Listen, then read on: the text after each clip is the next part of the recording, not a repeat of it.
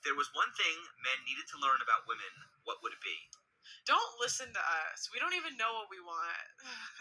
Like, and I know it's funny because I have a platform, but I really try not to give advice for that reason.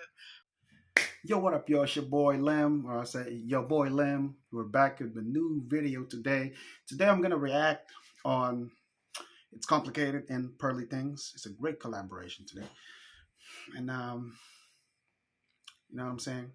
Got to find out what gems that she's about to drop today. And I'm pretty sure it's gonna be a good gem. I have a strong feeling or my assumption that she's gonna be cooking in this video today. So without further ado, let's start this video and let's get cracking. Drama still had it on, staying positive. All my niggas on my side on the opposite. Get money from a show, then deposit it. Yo, shows got no holes, I acknowledge it. Let's get it. Let's get it.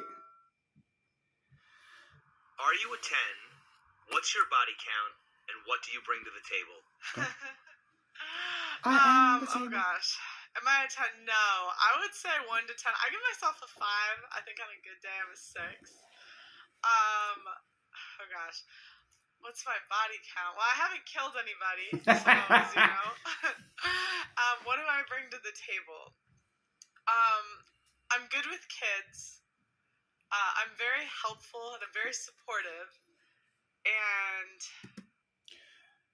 all right. First off, most women should be. Women are supposed to be great with kids. If I have a daughter, I'd trust my daughter to any female babysitter because women are supposed to be, women are supposed to be the nurturer of the family, and women are they're great with people. People skills, kids skill, with kids, people in general. That's what they're good at. That's why most of the women are in the most high-end job or enterprise jobs. They're in the front desk. Hotel, they're in the front desk. Why? Because they're seen as the attractive individual, attractive thing that the customer or the customer see, wow, this is very attractive. It gotta be this place gotta be a good a good restaurant or hotel because there's this beautiful host that greeted us at the door. You know what I'm saying? And yeah, like I said, they're relating to that when she said she's great with kids. That I'm relating to what she was saying. I'm giving an example why women are really great with people. They're not really great with skills such as what men do, like constructions and all that stuff. Women are, I give that to women. They are great with people. Yeah, people. I'd say that.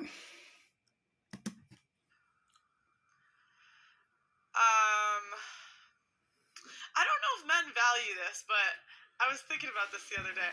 Whenever I'm with a guy, I always try to make his life better. Okay. So if he has something, even if it's small, I always try to make his life better and think of things that are unique to him.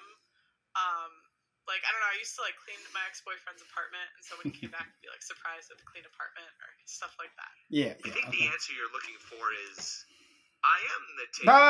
Oh yeah, sorry. Oh my goodness. For all the 24.5% women that are watching this video,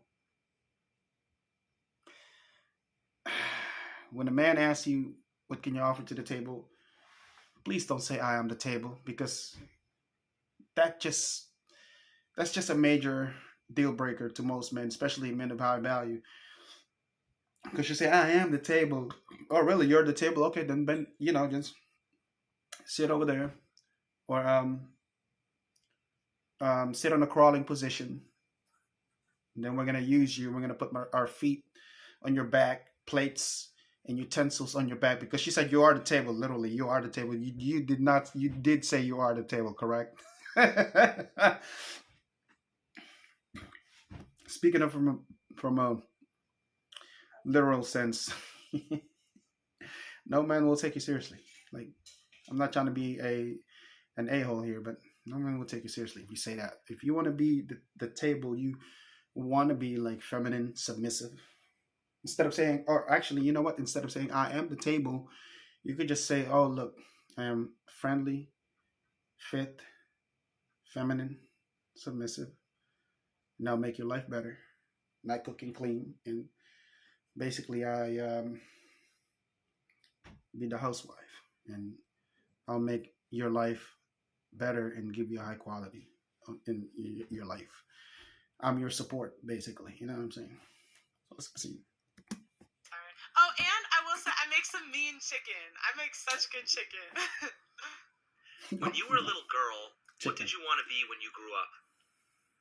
I wanted to be a singer. Okay. Okay.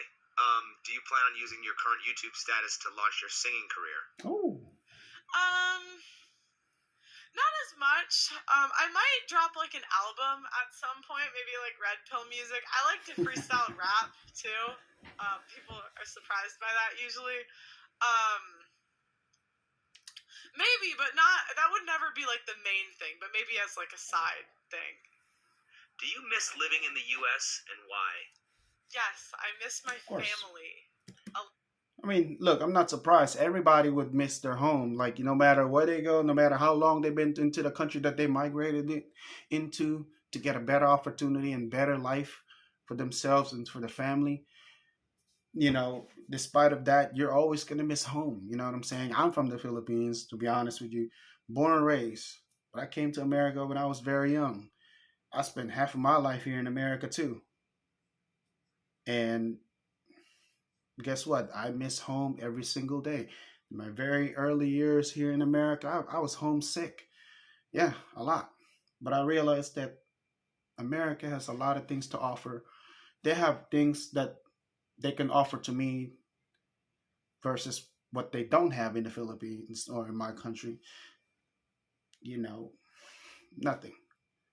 However, I'll tell you this, your dollars in the Philippines extends a lot further. You literally have bang for your buck. When I say you have bang for your buck, you have some time, you have a lot of money. Your money will you can spend a lot without spending a lot. You know what I'm saying? To them that's expensive, but to you that's still cheap. And people look at you, the locals look at you, oh, he got to be a rich man, he got to be a rich kid, he got to be a tourist. Yeah, you can be rich out there, but then you come back to America, you're just a regular, you're just a regular person. You know what I'm saying? I mean, it is what it is. But I'll tell you this. There's no place like home. I mean, maybe within a few years, maybe within, I don't know, several years, I might just save up a lot of money here and then get my master's, go back home and settle there. Find myself cute, feminine and submissive, young Filipino girl that I would, settle. Yeah. I mean, I wouldn't be surprised when she say, yeah, she miss home. Like I said, everybody miss home. There's no place like home, man. Let's proceed. A lot. And I miss I don't like being like an 8-hour flight away from every collab or like every Very inconvenient. Yeah, I do miss the US, but I like playing volleyball in the UK. Yeah, okay. How is dating different in the UK than it is in America?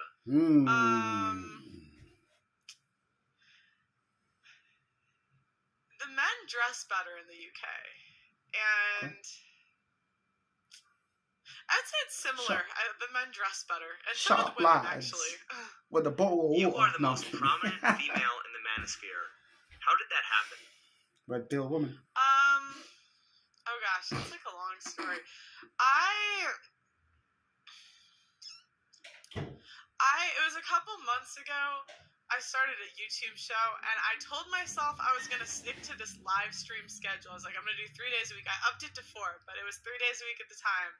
I'm going to have people from everywhere, and we're just going to talk about relationships. Okay. And I thought that London was cool because it's the only place in the world that, like, everybody, you'll meet someone from Spain, you'll meet somebody from Italy, you'll meet someone from all over Europe, and you know, it's like you'll have completely different views on relationships, and I just thought that was so cool how diverse it was. Okay. So that and hard work, I would say. You've obviously grown in popularity in a short period of time because of your great work ethic. Where did that come from? Good question. My dad. My dad. Good response. He's the hardest worker I've ever met in my life. Like, literally, he worked 60, 70 hours a week my whole life. And another thing I'll say real quick, this is why it's very, very important for girls or little girls to have father in their life. You know what I'm saying? See, kids, not just girls, but kids, or specifically little girls that grow up with their father, they tend to come out right. I mean, I'm not saying 100% right, but you know, most of the time it mitigates the chances of them being delinquent. I'd say future 3 or 4.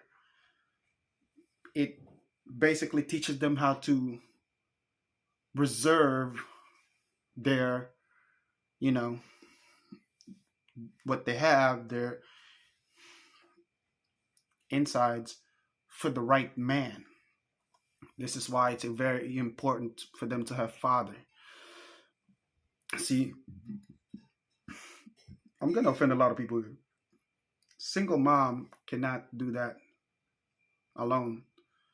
But single dad can actually raise kids better than a single mom. But in general, it's better to have 2 parents household in a family than to have one of the single parents. Worst case scenario, it's better to have a single dad than to have a single mom. It's just, it teaches their kids a different way. It's just, dads just teaches kids different. It gives them more quality. It has more outcome. It's just more, I don't know how to say it, but it's just, they come out better when they get older. They come out better with single dads. You know what I'm saying? This is the result of having a dad and a mom. You know, 2 parent households is better than 1 parent households. All in all, in general, 2 parents household is better than 1 parent household. Kids comes out better. It mitigates them of them being delinquent and promiscuous. For men, delinquent. For women, promiscuous.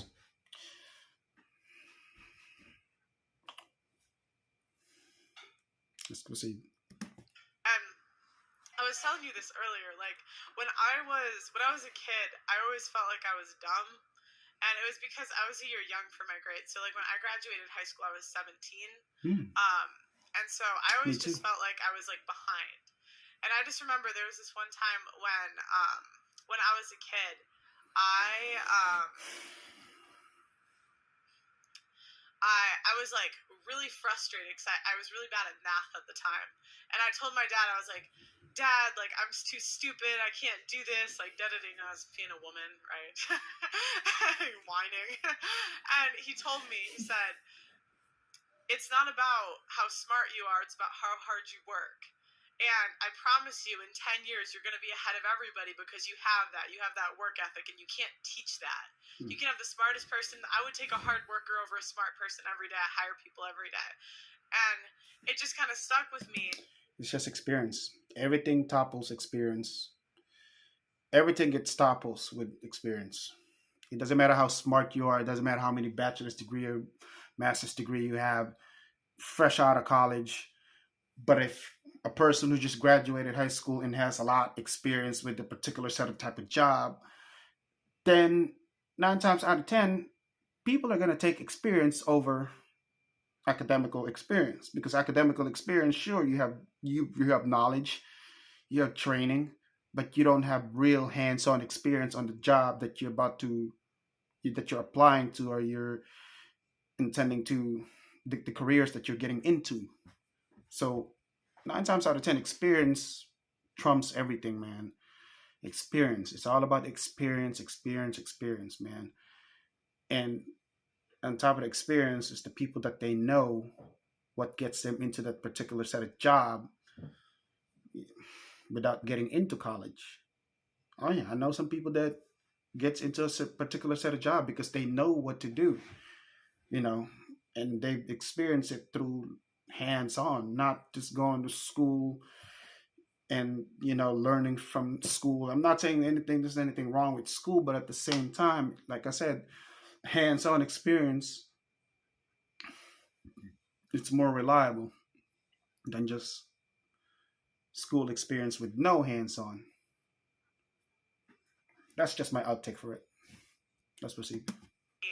Because it was like the older and older I got, the easier and easier life got for me. Like, I just feel like I've never been someone that's naturally talented at things, but I work really, really hard.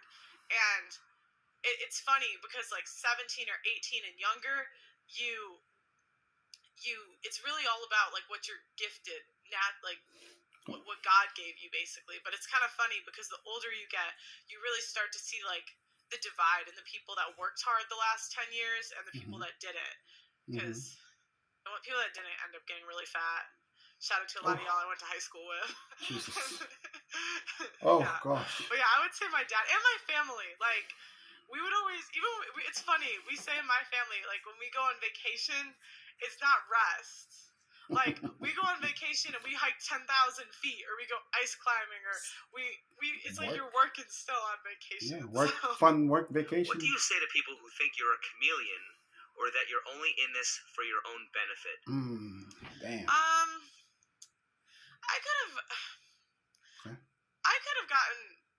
probably would make more money. Honestly, I had almost 1 million followers. 80% women. So I almost was on national TV for like relationship quizzes. I could have made money doing a lot of things. So if they think that, it's okay. Would you agree that the majority of your subscribers are not only men, but are black men? Oh, gosh. Yes, probably. Why do you think that is? I think it's because I've noticed that a lot of people that follow me seem to like that I came from like a 2-parent household. And I've noticed that a lot of my followers came from a 1-parent household. And I think oftentimes people that come from, not just, but like people that come from 1-parent households have trouble because they've never seen what a healthy relationship looks like. Right, so they want to see what... They kind of like to hear me talk about like my parents. Yeah. And I just think the single motherhood rate is higher in the black community, but... I would say a large portion of my audience is white, too. Would you agree that being a white woman in the manosphere is even more unusual? I guess I am the only one. Yeah. That's cool. I never thought about it, but I'm thinking of all the other girls. Oh, no, there's one more. Yeah, I would still say it's unusual, yes. How many other women do you know who are like you? Not a lot. 5, 6, 7. I know a lot of women that don't care, that are like in the middle and really aren't super opinionated. Yeah. But like me and think the same way I do, maybe 5. Oh, yeah. Another characteristic that makes you stand out as a female white woman in the manosphere is that you are very transparent. You talk about your feelings. You don't wear much makeup. What do you attribute that to? Yep. You know. I mean, she looks good without a makeup. I mean, who needs makeup anyway? Look, I'm going to tell you right now, makeup industry is booming right now. It's popping right now. It's booming. I'll tell you right now, ain't no way the makeup industry will go broke or go out of business. If they go out of business, it's got to be a one in a million chances because women likes to buy cosmetics, women likes to buy lipsticks, women what likes to look good. All right, even the ugliest woman on earth or the most attractive, unattractive woman in the country or the most unattractive woman can be transformed into a, I don't know, from Oprah Winfrey to Rihanna in her 20s, I mean, her early 20s, or Beyonce in her early 20s, or let's say Halle Berry in her early 20s. You know what I'm saying? But then again, you take off the makeup the next morning. Holy shit. Who is this lady I was sleeping with? She was an 8 when I met her. The next morning, she turned into 3. Like, yo, how is this possible? One of the dangerous thing about makeup too is it's man, women can be very, very deceptive with the makeup, with the makeup in their face, what they put on their makeup. Ooh, I look good. You know, it's a lot of TikTok compilation in that too. You know, women that look like, I don't know, George of the Jungle. Then makeup transformation. Oh, she looked like Halle Berry in her 18, 19, 20, you know what I'm saying? Like in the early teens, mid teens. Jesus Christ. And advice to all the men, if you taking a girl out on a date, you might want to, she wears a lot of makeup. The first thing you want to do is take her out take her to the beach. Let's go to the beach. Let's go for a swim. If she don't want to, she's not the one. 9 times out of 10, it's going to be something spooky behind all that facade of makeup.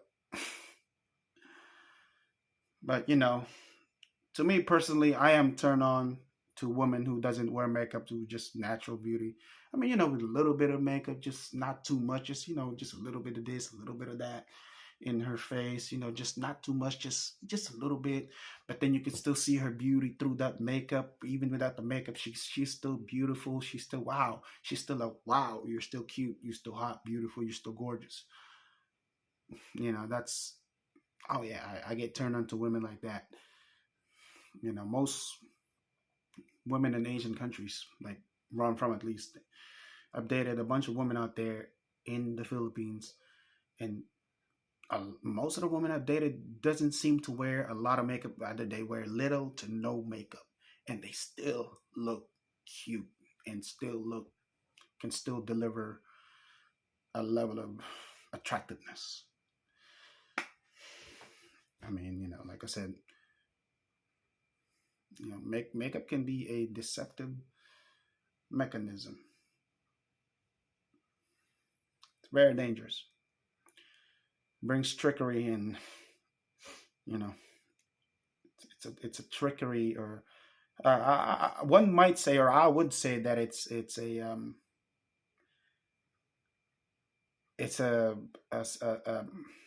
modern day sorcery. Let's proceed.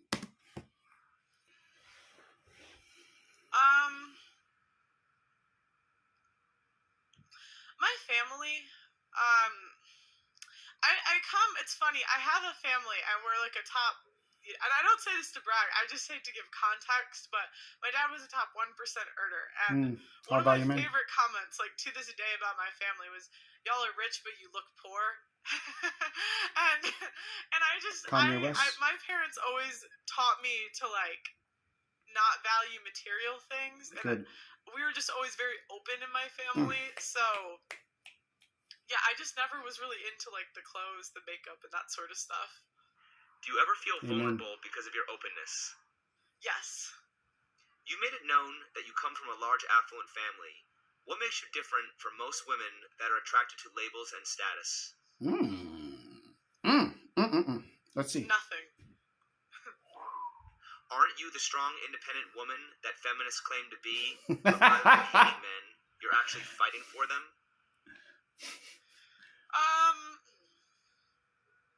Sorta. I think about that sometimes. I'm like, because I wasn't expecting everything to blow up this fast.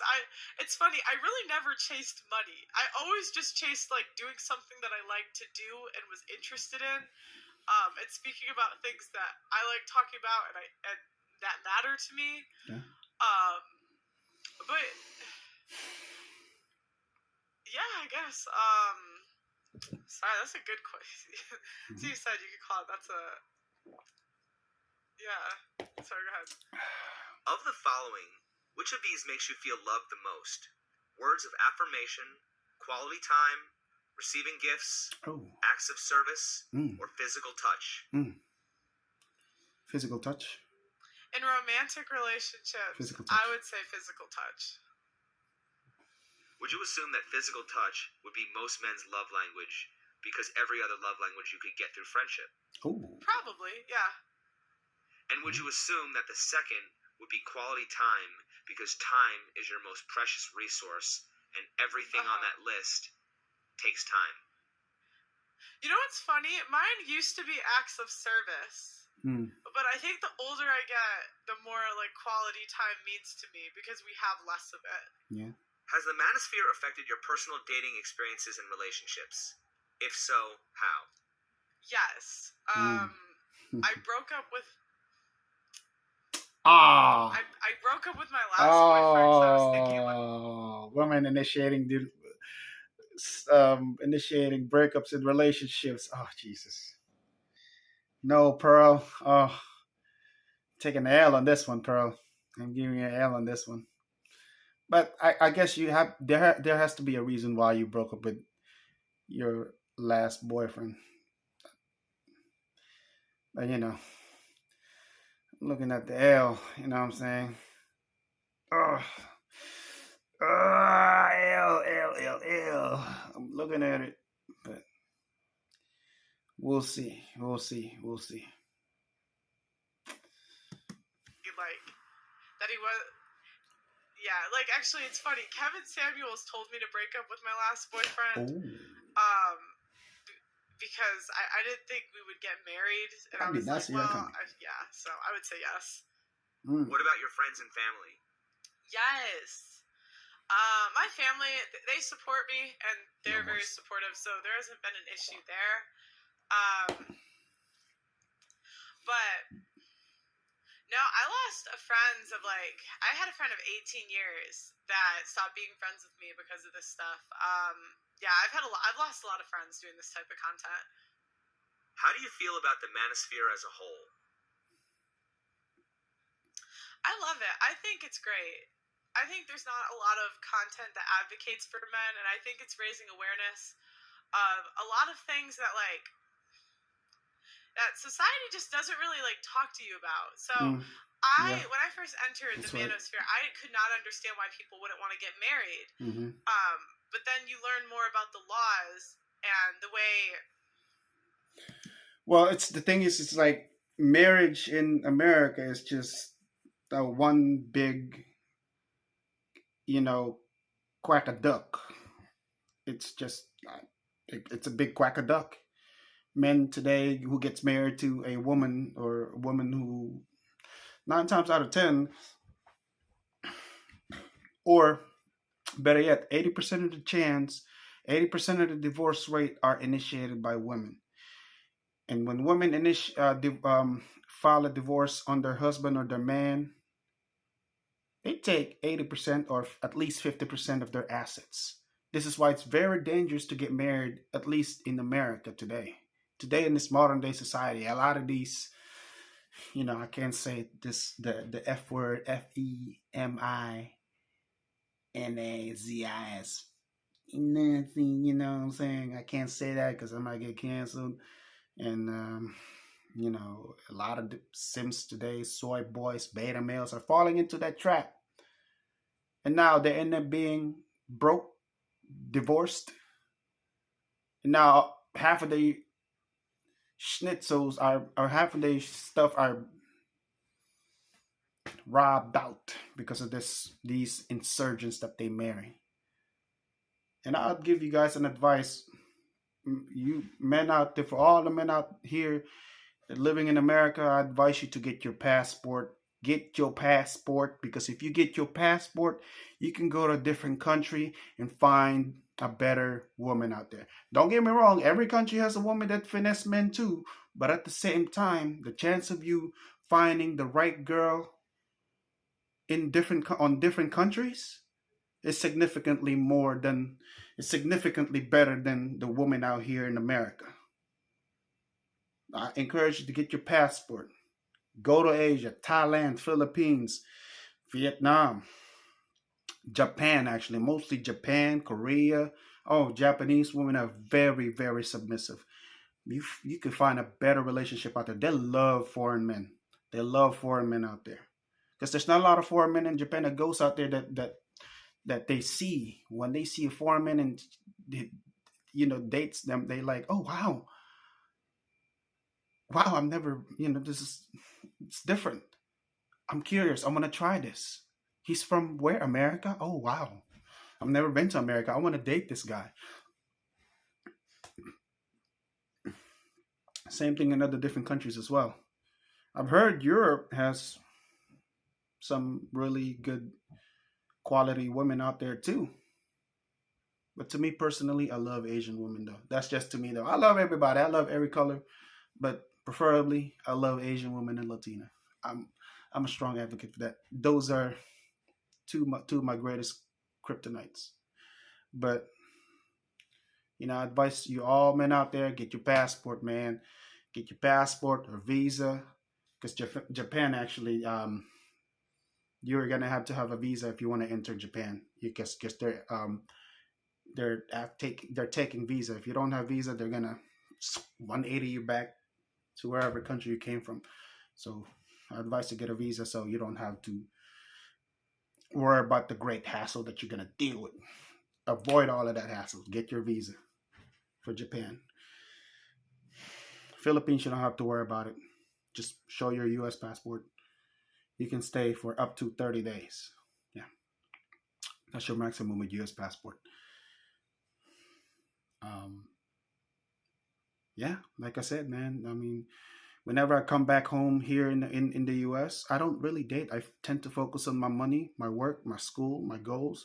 I focus on myself because women out here nowadays, they're just too much to handle. They're too entitled, just too arrogant, and too this and that, and a lot of this, a lot of that. They wanted this and they wanted that, but they offer less. They don't reciprocate. That's all I'm saying. It's just a one big disadvantage for men. I mean, you could still find the right girl out here, but it might not be as common as women out there in the different countries. Get your passport. Go travel. That's all I could say. Get your passport. Go travel. That's my dating advice. Get your U.S. passport. Go travel. All right? Let's proceed. That men really aren't advocated for in society. And now it's a year later, and I'm like, wow, I probably wouldn't get married if I was a guy. And it's things like that I think are important for men to be aware of. So I think it's great. One thing I like about Pearl, like she said earlier, there's not a lot like her. She can definitely see through the men's point of view, or the men's lens, and she can accurately understand what men is going through in this society. This is why she's, I'd say a red pill content, and I respect her for that. Shout out to Just Pearly Things, and it's complicated for this collaboration. Oh, I'm enjoying myself so far. She's cooking right now. Let's see. Let's continue. What are its strengths and weaknesses? Okay. Strengths. There's a lot of guys that actually genuinely want to help men. Okay. They have courses. Mm-hmm. They have any self-improvement you can find in the manosphere. Mm-hmm. Weakness. The best one is, I would say, Fresh and Fit. Fresh and Fit has the best male improvement dating advice. Fresh and Fit. Shout out to Mara and the Fresh CEO. I got y'all, man. They have the best in the fresh men's dating advice and men, male self-improvement?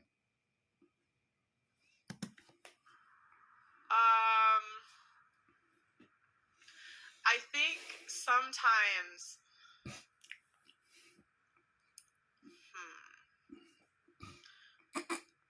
I gotta think.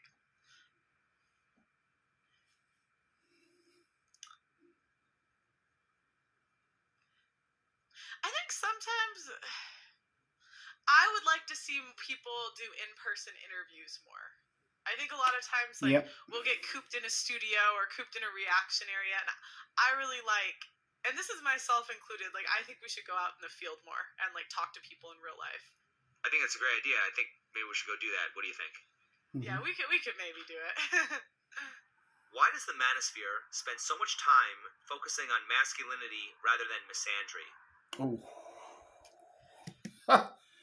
It's so funny that you mentioned that. Thanks, IC. That's a very, very good question. Mm. Mm. Mm-mm. Yeah, a lot of people know what misogyny is. Most of these modern women know what misogyny is. Even to some of these women that don't know the word, they still use the word to make them sound cool, to make them look cool, even though they don't know what the word means. You know what I'm saying? If you ask them what is misogyny means, they're like error 404. No, error 304. Error 304. They don't know what that means. Let alone ask them what the word misandry is. What does misandry means? Oh. Well, misandry means the content to hate men. All right, women hating men. That's what it is. Women hating men, particularly for no reason, because they just hate them because they're men. That's misandry. All right, that's misandry to you. Just in case y'all women don't know what that means, now you know. All right, because a lot of y'all use the word misogyny,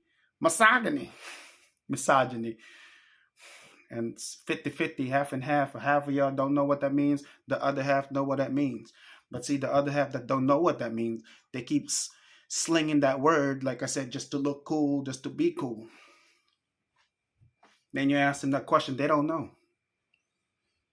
That's the problem with this society today. This double standard is so prevalent today. A lot of people overlook this bullshit double standard that we have in this society today. You know what? I mean, it's what it is. Women tend to ride double standard when it benefits them. But when it start getting hot and they start complaining, I don't like this. I don't like this. But you were just riding it and you were just having fun with it. Now you don't like it anymore because it doesn't benefit you anymore. It's kind of the same logic with misogyny and misandry. Yeah, let's proceed. Well, I'll just say that misandry is really not a common word that is used in this society. Misogyny is the most popular word that's used.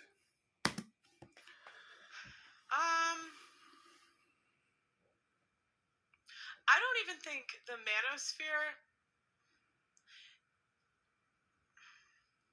is fully aware to like the extent of misandry. I mean, that sounds silly, right? That's what we do. But it's like, even with you, like, there's questions that you ask that I never would have thought of. Mm-hmm. that it like proves the point that society has open misandry against men. But it's so ingrained in us that like we don't even think about it. And I think sometimes even us, it's always, men need to be more, men need to step up. Mm-hmm. But yeah, I don't know. I think it's just innate. I don't know. Why does the manosphere spend so much time on self-improvement and men grooming themselves to please toxic women that just want to use them and bring nothing to the table? Like I said earlier, not reciprocating. I think it's a response. What other choice do you have?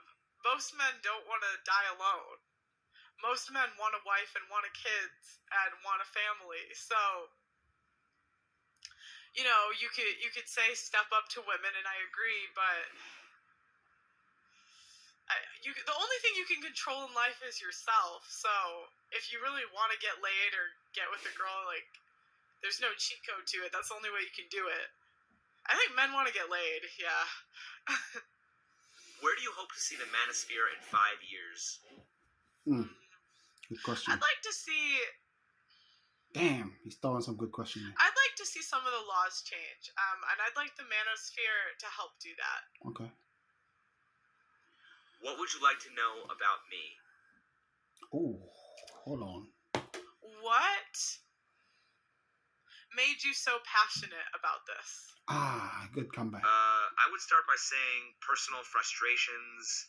I got tired of people saying one thing and doing another, getting all these conflicting pieces of advice when we all kind of want the same outcomes. We all want love. We all want respect. We all want to know how to better ourselves. Basically trying to understand what is authentic and what are misconceptions that need to be debunked. Just a curiosity, a sense of wanting to know the truth, a sense of wanting justice, real fairness. I think a lot of it comes from that. A lot of it was curious. Let me just comment on that real quick. That's a very good response from IC. That was, wow, that's top of the icing, tip of the iceberg, my brother. You're cooking too, man. While she's cooking, you're cooking too. Because, hey, we all want peace. We all want equality. You know what I'm saying? To a certain extent, equality. Look, respect goes both ways, man. You respect me, I respect you. All right? I mean, look, respect doesn't have to be earned. You know what I'm saying? If a man and a woman in a relationship, if she respects her man, he will respect the woman as well. So at the end of the day, in order for us to have a better peace, to have a better understanding to each and everyone in this world, men and women, you know what I'm saying? We need to understand each other from looking at each other's lens. You wear my shoes, you can see how I'm feeling. You know what I'm saying? And then you can wear her shoes to see how she's feeling. Look, it's like I said, to each his own. If you see my lens, I can show you. I'll look at your lens, and I can show you what I have with my lens and how I see things in life. Maybe we can understand each other. We can come to the meeting ground. Meet me 50. I'll meet you 50. That becomes 100. But today, a lot of women today are just so entitled, stuck up in their ass. They don't want to reciprocate on the things that the man has, that things, not just from a man, but things that has been given to them. Like a lot of ungratefulness. A lot of ungratefulness, lack of accountability, responsibility, entitlement. If we can eliminate all those 4 things, this world will be, or this country, or this world will be a better place for all of us, men and women. All the divorce, I'm telling you, if this ever happened, hopefully it would. If this ever happened, look, this world will be a better place. The divorce rate would significantly drop. Separation, breakups, even child support will be banished to the deepest dark realm of the shadow realms. It will not be in law anymore. Everybody will just be, okay, you do this and I'm gonna do this. Okay, you're a mother, you take care of the house, you be a lady, while I'm a man, I'm a provider. I go out there and come back with the money. If you treat me like a king in the house, you know what I'm going to do? I'm going to treat you like a queen. When we go outside, when I take you out for dinner, I treat you like a queen, because you know what? You treat me like a king. Like I said, it's all about reciprocation. You treat me well, I'll treat you well. You respect me, I will respect you. It goes both ways. We don't have to earn it. You give it, you get it back. If you don't get it back, then that's a problem. Let's proceed. So all I'm saying is like we should all respect each other, regardless of what we have in life or what our perspective in life. As long as we're not disrespecting each other, as long as we can always disagree, but but as long as we respect each other, that's all that matters. Respect can bring different people together. Coexistence is key. Respect is the bridge. Curiosity for me too, when it started. Because when I first started, I was just really curious and nosy. But then you start to learn about all the ways that men have been disadvantaged in society, and you're like, God damn, Ooh. men have it hard. Yeah. What is the best? Hey, look. I'm sorry. Look. Man, men have it hard. That's 1,000% true, because men are not born with value. Women are born with value. Women live in the easy mode. As soon as she's turned 16, 17, 18, different states have legal age, by the way. Or if she turns into the legal age according to the state that she lives, she got value. She's born with it. Inherently, she already got it. Why do you think we have a lot of strip clubs that consist of female?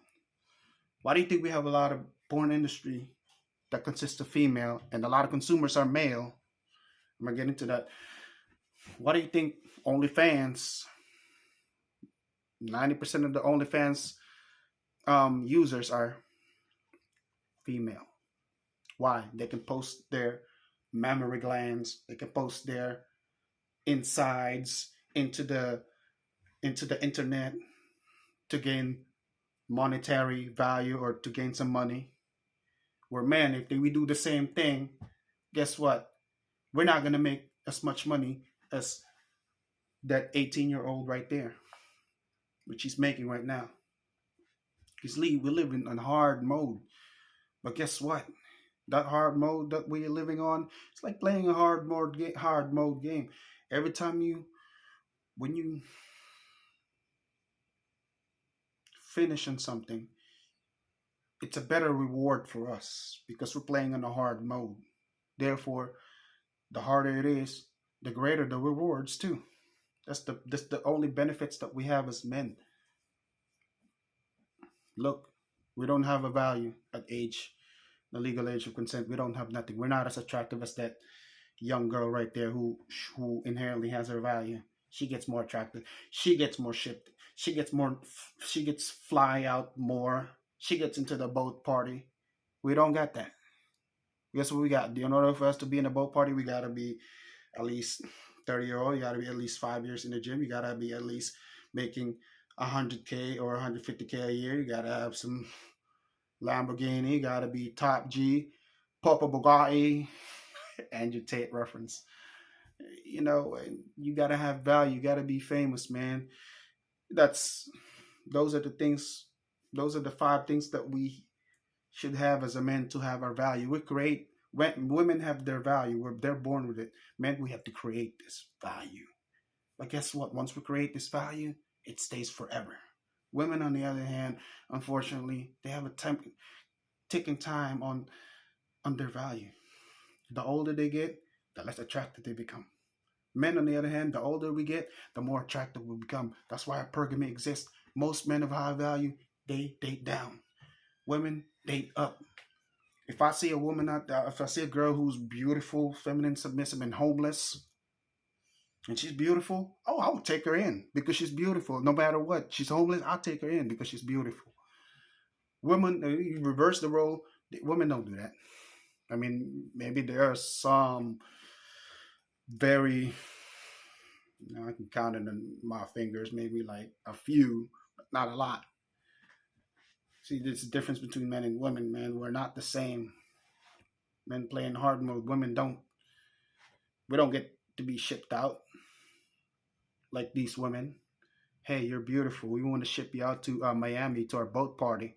We're having an executive party. And most of the men that's in that boat, on that boat, are high value men. Having party with these average ass girls. Average at best, but she's young. She got her youth. That's why she gets shipped out too. She gets shipped out, flown in to, and get invited to the boat party. Get into club for free. Come on now. We don't get to have that. You know, it's another chess analogy. A queen can move anywhere diagonally across the board, but a king can only move one block at a time. He has to work hard in order to get what he wants, in order to be where he wants, in order to gain fame and gain attraction. Even at that point, you still wouldn't be attractive as the woman who just, a young lady who gets shipped out inherently would have was inherently born with her beauty. It's different for us, man. We're not the same. Best and the worst thing about being a woman. The best thing is how helpful the world is to you, I would say. Ooh. I think as a young woman, like, people are more willing to help you, and you kind of get into more doors. I would say the worst thing is we're all crazy deep down. Like, even the most sane women, and this is my, She said it, not me. Try not to act like I'm better. Her words, not mine. I wanted to say that because imagine if I say that, I get demonetized. I get called sexist and misogynist. I get called a sexist, misogynist, a woman hater. You mama black, your daddy gay, all that type of dominant insults. Oh, Jesus Christ. But she said it herself. She said it. Even she said it. Women are crazy. She said it, not me. Okay? And I can agree to that. Better than any woman. Like, there's just a part of us that we get emotional. And it's crazy because sometimes, and even if you control it, like you could be completely in control. Maybe no one else will even know you feel like this, but you'll be super upset over something and you'll know it's so stupid, and you know it's stupid, but you can't help it. But you can't help how you act, ladies. Let's not. No excuses in that way, but you still feel how you feel. Yep, feelings. What would you think is the best and worst thing about being a man? Damn. The best thing about being a man. Okay, come on. Is. Get it, come on. Let me think. I think that the best thing about being a man is that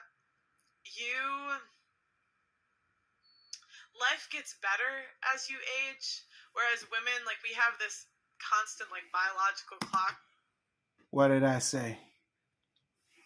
You can't make this up. You can't make this stuff up.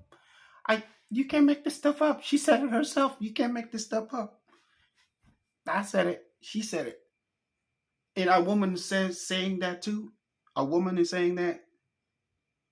That's telling you something, that there is a truth emerging from this.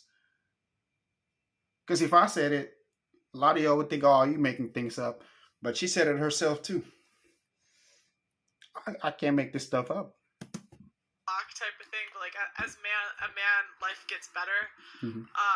But I think that the worst thing about being a man is that society treats you as expendable. Like shit. Yeah, that's what I would say. Yeah. Why don't the good, decent women in the world regularly call out or shame the trash women for how they treat men? Because women cannot tell the truth to each other. They tend to go around the truth to each other. Unlike men, we tell the truth to each other. We roast each other. At the end of the day, we laugh about it. Stupid sister code, and I don't get Sister it. code. I think bad behavior is bad behavior, and women should be able to call it out, and men should be able to call it out. Yes. But women feel like we need to protect other women, and I think it's innate too, because men do it too. And I think there's a reason But that it's different. women and children get off the boat first, and it's because there's something in us that like feels like we need to protect other women, but don't. Because men are the protectors, though. That is true. Just picking up on the. I mean, I'd say this: men are protectors. You know what I'm saying? I'd say like this, for example, the bump in the night, you know what I'm saying? Somebody breaks into the house. Of course, who's gonna instinctively going to jump in there? Of course, the man is going to instinctively jump in there and to check what's going on. The basement, I'm gonna get my baseball bat, I'm gonna get my gun. Somebody breaks into the house, call the police as I'm going down there, you know. I gotta see what's going on down there. Who broke into our house? I got my gun and my baseball bat with me. I'm about to bust somebody in the head. I'm about to bust a cap. You know what I'm saying? Stay right here, honey. Watch the kids. I'm about to go downstairs. At that moment right there, you're putting your life at risk by protecting your family, women and children. This is why men are protectors too. We are naturally a protector. We're not gonna send our wife down there. Oh, baby, I'm scared. Please go down there. I'll watch the kids.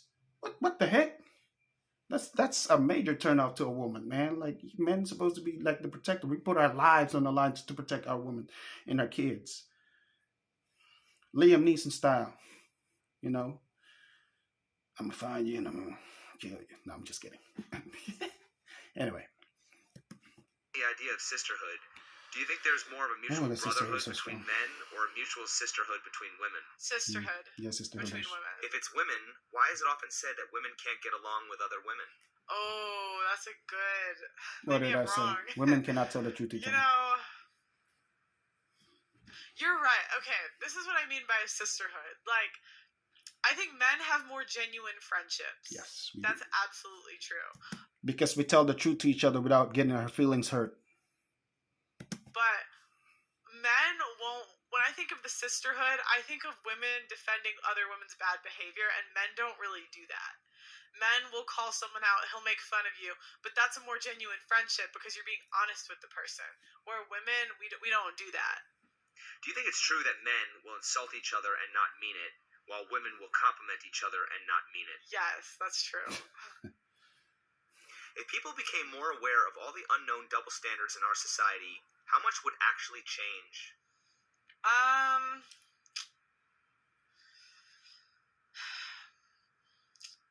It's kind of sad. It's kind of sad that I feel like this. But I don't think that anything will change until women start to feel repercussions, because I think they say we care about ourselves more innately, and I don't think anything will change. I think women do know there's double standards deep down. Accountability is the greatest kryptonite amongst women. But yeah, I don't think you'll see change until women start to see consequences. Do you think we would become a better society if people learned to be more sensitive or more thick-skinned? More thick-skinned, for sure. I think some of y'all weren't bullied growing up, and it shows. See, she mentioned bullying. Let me just comment on that real quick. See, a lot of people would disagree with me on this one, but I tell you right now, bullying creates character. It builds character, man. It builds character, definitely, for sure. Because the thing is, with bullying, it toughens you up. As you experience bullying, you get bullied by people in your class or in your school, in your early years in your life, your childhood life, your teenhood life. All that bullying that you receive from the people that you cannot fight or you're scared of, you take all of that energy and you convert that into a positive energy. Look, I got bullied today. What do? I need to toughen myself up. I need to face this bully. I need to face this guy that's bullying me so he can stop bullying me when I see him again next time. I need to go to the gym. I need to take some martial arts classes, Muay Thai, Jiu-Jitsu, kickboxing.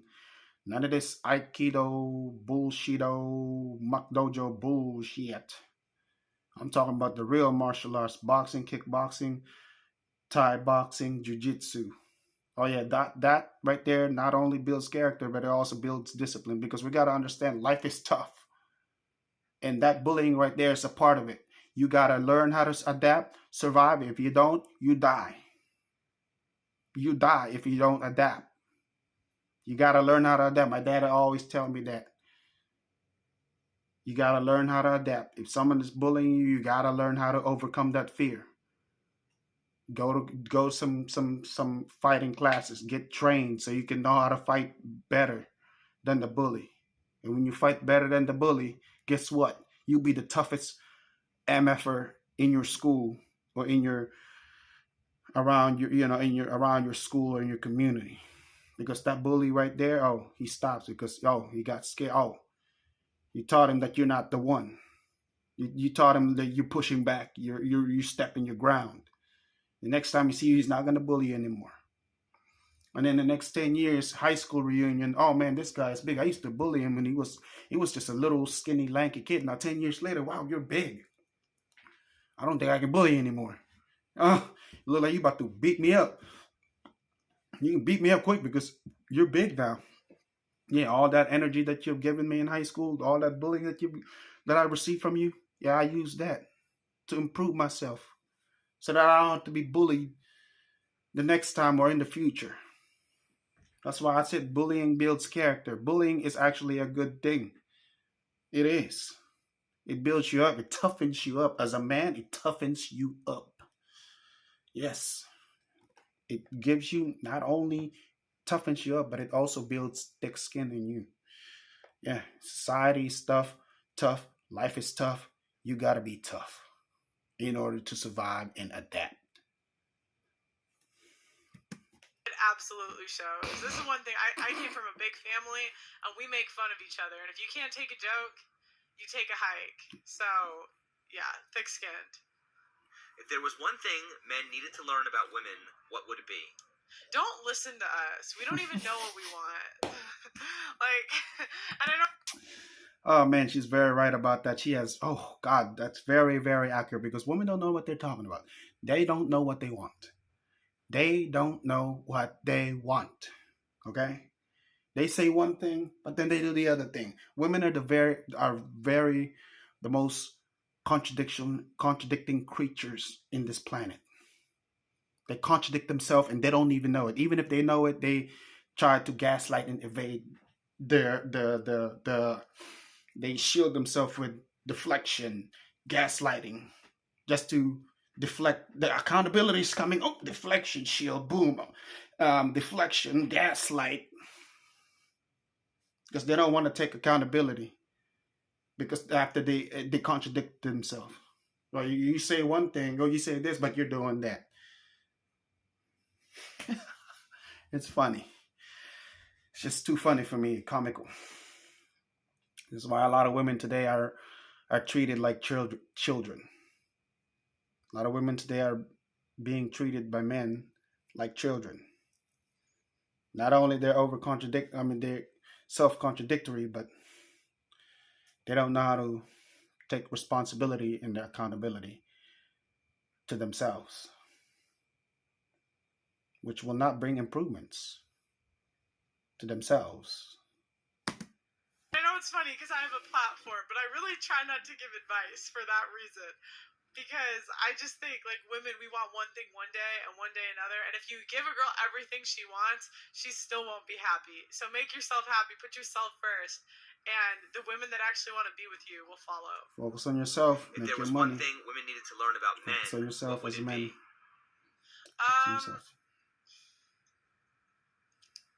What you say? Men don't want to date baby mamas, so get married and have kids with the guy you're actually going to stay with first.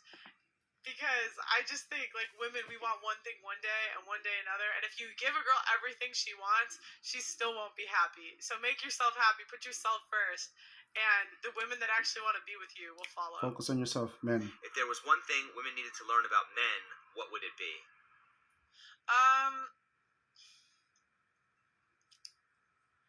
Men don't want to date baby mamas, so get married and have kids with. Nope. Replay that. Say it again. Men don't want to date baby mamas. Exactly. So get married. Exactly. Nobody wants to play somebody else's save game. We want to play our own game. Because when you date a girl with kids, 9 times out of 10, you're gonna build relationship with their kids, and when you build relationship with their kids, and that girl tries to break up the relationship and separates with you, all that relationship that you build up with the kids comes to shit, goes out the window. You wasted all those time and energy and the effort that you invested into those kids that not even yours. That's why you don't date women with kids. Date a woman who's single, no kids. Play your own game. Don't play somebody else's save game. And have kids with the guy you're actually going to stay with. Exactly. Why are there some people willing to accept that life isn't fair while other people want to change the world? Life isn't fair. I think the people that want to change the world are actually kind of narcissistic because they think that they can. I have like a weird view on this. I think the people that want to change the world are actually usually the worst people because half the time their life is messed up, but they can't even fix their own life. In other words, hypocritical SJWs, social justice warriors that are hypocritical. Oh my God, there's a lot of people out there, self-righteous hypocrites. And they're trying to change the world. So Lie about yourself. I feel like. Well, wait, what you said it was change the world. What was the other word you said? Just accepting that life isn't fair. Yeah, and I think the people that accept life isn't fair are the realists, and usually those are the best people because it just is what it is. Life isn't fair. But the people that try to change the world, usually their lives are messed up, and they're trying to change the world because they feel like they have no control over their own life, so they need to tell everyone else what to do. If things can change for the worse, why do people assume things can't change for the better? We should assume things can change for the better because things have gotten better over time. Yeah. We live in the most safe society ever. First We live in the world most country, free society ever. She's throwing free game. Free game. I don't know why. I think sometimes maybe it's the media. Like we like as an average person will see more tragedies in a week because of our phones. We'll see someone get shot or we'll see someone get punched or a fight, something like that, where before people would never see it. So it's like we live in this society where even though a lot of things haven't happened to us personally, like we see these worst case scenarios, so we think the world's getting worse, but like people are lifted out of poverty every single day. It's the most safe and free the world has ever been. First world country. You talk a lot about taking accountability. Where does blaming society end and personal responsibility begin? Oh. God. Oh. Yo. I see. You throwing some good ass. Oh, you're throwing some good gems in there. You're throwing some good gems in there. I want to see it. Let's go. Let's go. I want to see her response. Let's go. Let's go. Let's get it. Let's get it. Like, it's you.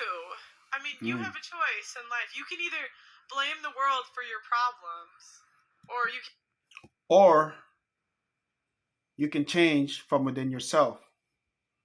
Because the external things outside of us, we cannot control that. What we control, what's inside of us. If you want to change the world, change starts from within. A lot of people don't understand that. Even when people understand that, they still don't get the concept. They still don't want to apply the concept. It is the easiest thing to do, but the hardest thing to apply. Because they don't want to apply.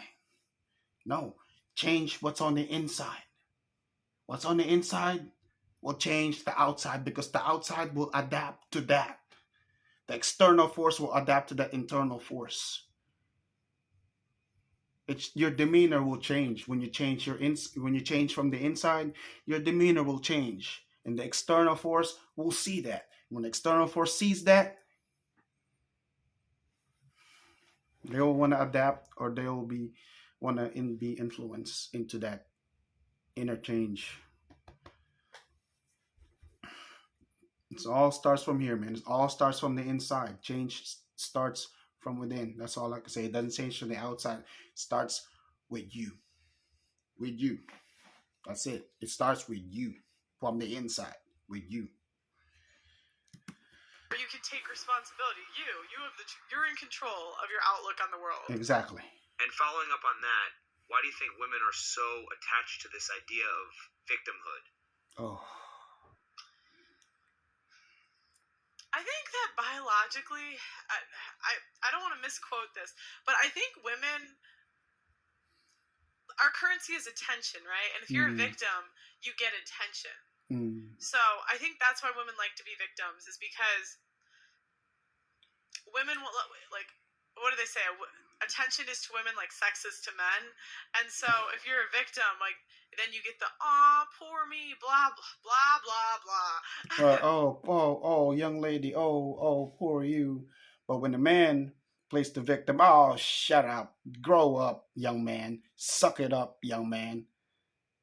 But a lady, we pamper women so much in this world that they use that as a victim card. Oh, this is my trap card. I'm a victim now. Help me.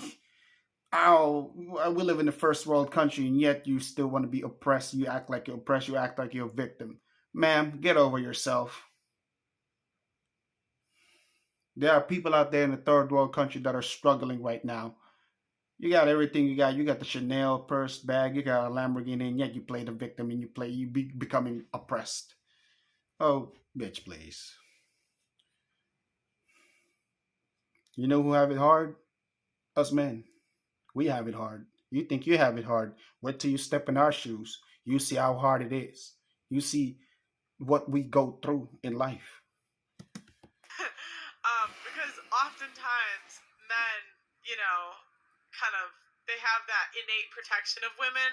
So it's, you know, it's kind of like when a girl cries in public, the men come to her. It's like the same thing. There is all this talk about creating a more fair and equitable society. What determines in life what should be a competition and what should have equal outcomes? I think nothing should have equal outcomes. Like, everything in life is a competition. That's my...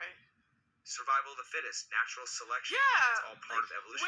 Where in history has everyone had equal outcomes? Never. Like, I don't know. Why do we... This is the thing about us. Our generation feels entitled to equal outcomes. That's entitlement. Yeah. When did the peasant ever say to the king, I should live like you? Yeah. Stop it. Is it possible to have winners without having losers? Yes, No. There's winners and losers. There's a winner, there's winners and losers. Exactly, there's winners and A losers. great man once said that life is about choices and trade-offs. Yes. Shout out R.I.P. Kevin Godfather Samuels. Kevin Samuels. In the building. Oh.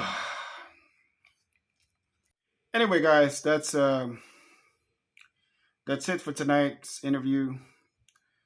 You know, shout out to IC and Just Pearly Things for throwing some fantastic gems out there. Man, this is a whole cookout show. I tell you right now, this is a whole cookout show. They cooking. They cooking. They have all kind of seasonings, man. They put all kind of seasonings in there. They cooking. They're cooking. Throwing bombs. They cooking. Man, shout out to It's Complicated and Pearly Things for this wonderful collaboration of the video. All right, this is fantastic. All right, yo. Questions, comments, concerns, man. Holla at me at reactandr@gmail.com. Feel free to leave your comment down in the description of the box down below. And hey, man, let's make a discussion. All right, guys. Peace out, and have